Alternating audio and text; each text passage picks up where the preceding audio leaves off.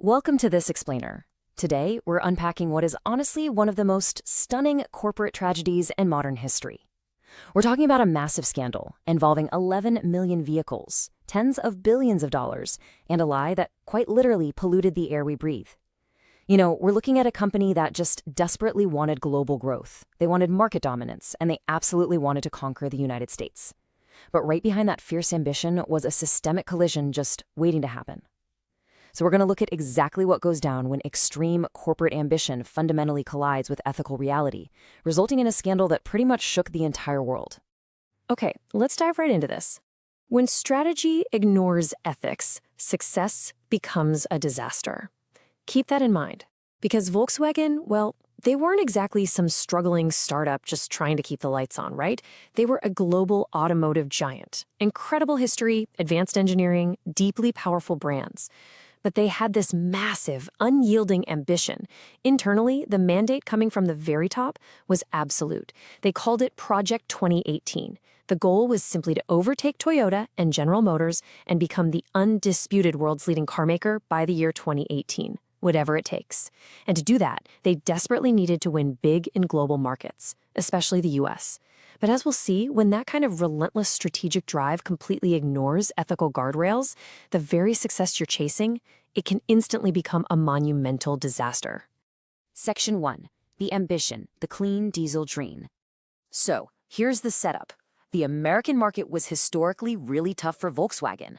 American consumers strongly preferred petrol vehicles or hybrids, and they leaned toward brands with established domestic or Japanese reputations. VW needed a highly distinctive selling point to just break through the noise, and their answer was, honestly, a masterstroke of marketing. They called it clean diesel. They essentially promised a modern miracle. These cars that were highly fuel efficient delivered that sporty driving performance people love, all while emitting significantly lower emissions than traditional engines. It was positioned as this perfectly modern, environmentally responsible alternative to the hybrid. Strategically, it sounded like an absolute triumph. In fact, it sounded so perfect that these supposedly revolutionary vehicles even started winning highly coveted industry awards. They won Green Car of the Year. It was literally the ultimate narrative.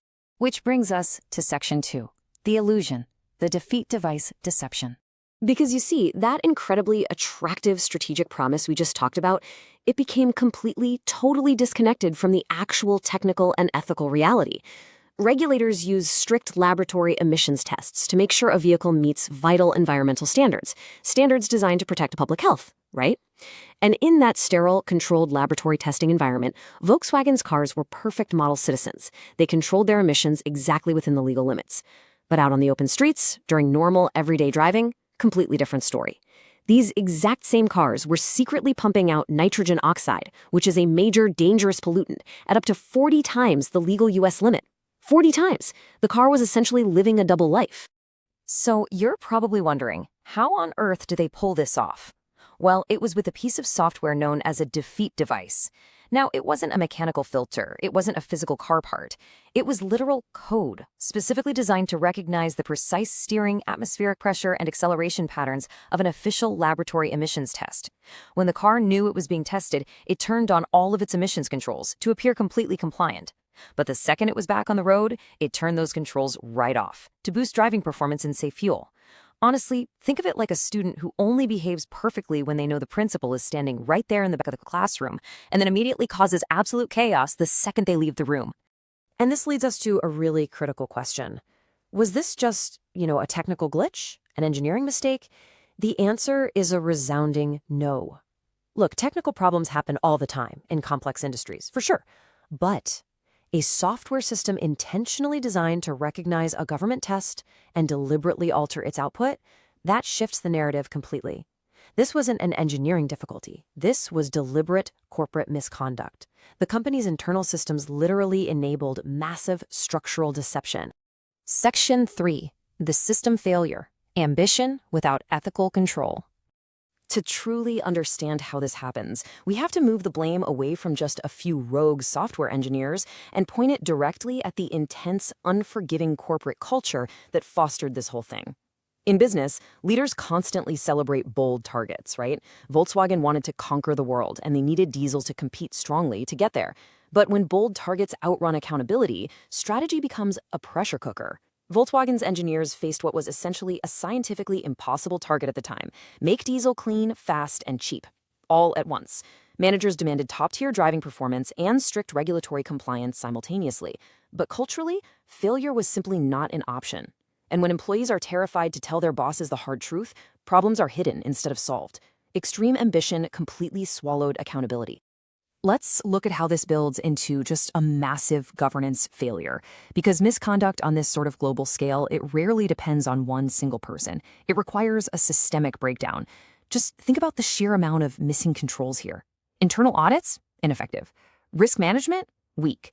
There was virtually no true compliance oversight, a total lack of board-level pushback against these impossible goals, and crucially, absolutely crucially, zero culture of speaking up. A strong organizational system should make deception difficult, and it should protect employees who raise red flags. But here, the technical and compliance teams clearly could not challenge the crushing commercial pressure coming from above. What you really should take away from this is the profound danger of treating compliance as a game. This is what we call performance theater, treating regulations as just this technical obstacle to beat, simply figuring out the easiest way to pass the inspection. But true compliance is about meeting the actual spirit of the rule and your substantive responsibility to the public. Environmental regulations aren't just arbitrary hurdles. They exist to protect people's lungs from smog and severe respiratory disease. Volkswagen didn't just hack a software test, they actively undermined public health. Section 4. The collapse, the cost of broken trust. It's actually crazy how it unraveled.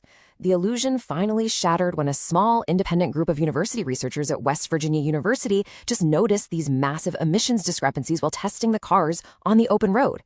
And that initiated the unimaginable cost of broken trust.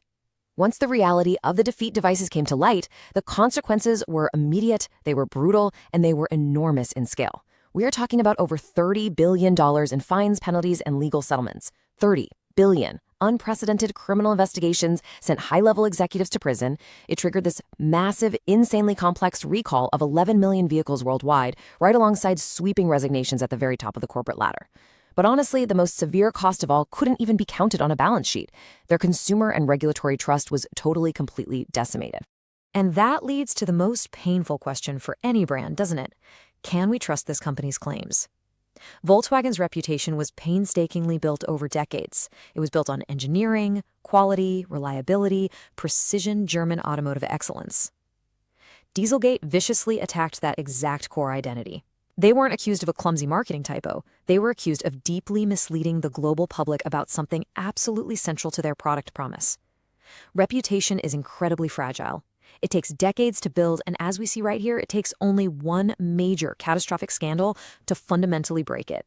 This broken trust forced an incredibly expensive strategic pivot for the company.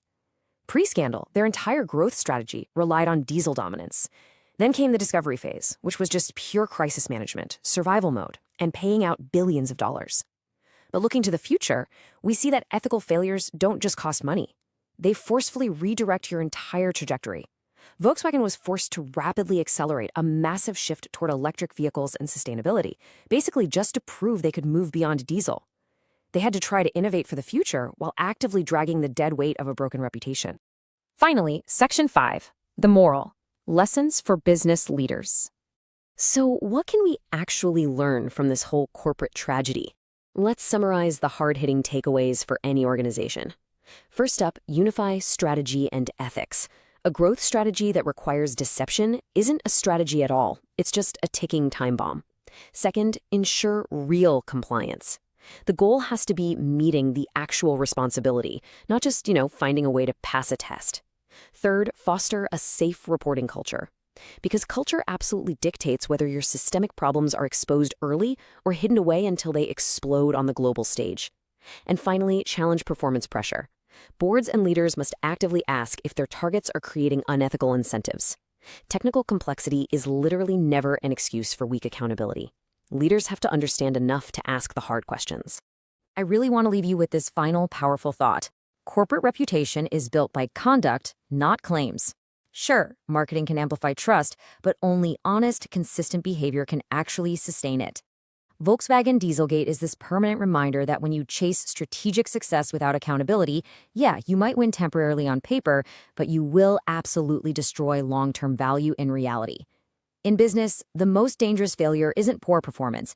It's pretending your performance is better than it really is. So ask yourself, in your organization, are you building your reputation on claims or on actual conduct? Thanks so much for joining me for this explanation.